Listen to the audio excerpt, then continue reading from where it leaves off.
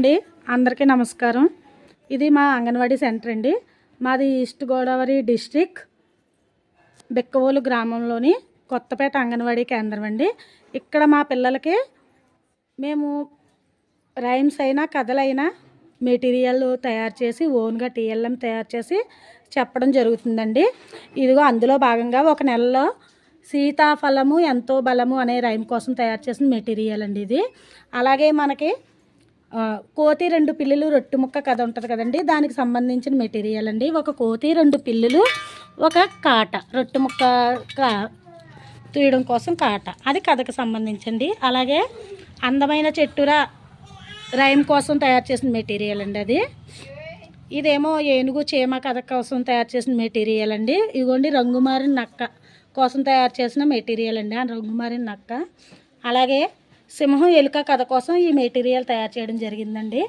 అలాగే 1 2 3లు చెప్పే విధానం పిల్లలకి సరిగ్గా అర్థం అవ్వాలనే భావంతో 1 2 3లు చూపిస్తూ దానికి సంబంధించిన రైమ్ చెప్పించడానికి తయారు చేసిన మెటీరియల్ అండి. అలాగే ఇది మన ఇల్లు, ఈ తరం ఉండే నేడు బిల్డింగ్లు ఎలా ఉంటున్నాయని చెప్పడం కోసం ఈ బిల్డింగ్ తయారు చేయడం జరిగిందండి. ఈ బిల్డింగ్లో 2 ఫ్లోర్ల బిల్డింగ్ అండి ఇది. అలాగే ఇంట్లో ఉండే ఒక ఉయ్యల, స్విమ్మింగ్ పూలు, అలాగే కారు, అంటే ఇప్పుడు ప్రజెంట్ ఉండే ఇల్లు ప్రకారం ఈ హౌస్ తయారు చేయడం జరిగిందండి.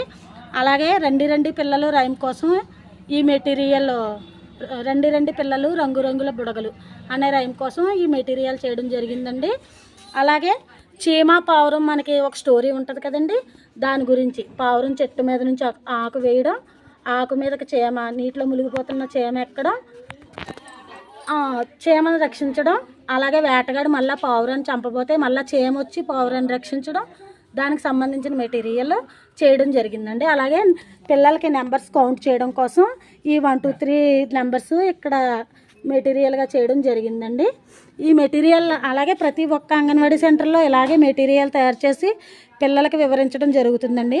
అంటే పిల్లలకి కలర్స్ ఈ మెటీరియల్ చూపించడం వల్ల కలర్స్ తెలుస్తాయండి, నెంబర్స్ తెలుస్తాయి, మనం మాట్లాడే విధానం తెలుస్తుంది, అన్నీ తెలుస్తాయి. ఫ్రూట్స్ ఐడెంటిఫికేషన్ అవుతుందండి, ప్లాంట్స్ ఐడెంటిఫికేషన్ అవుతుంది, యానిమల్స్ ఐడెంటిఫికేషన్ అవుతుంది. ఇవన్నీ చెప్పడం కోసం ఇది ఇలా మెటీరియల్ చేయడం జరుగుతుందండి. అలాగే మన నాడు బిల్డింగ్ అంటే మనకి నాడు అప్పటి రోజుల్లో ఉండే ఇల్లులు, ఒక పూరిపాక, అలాగే చుట్టూ గార్డెను, ఒక మడత మంచం, ఎద్దుల బండి, నుయ్యి, కోళ్ళు, తులసి కోట, ఆవు దూడ ఇలా ఉంటాయి కదండి. వాళ్ళకి అవన్నీ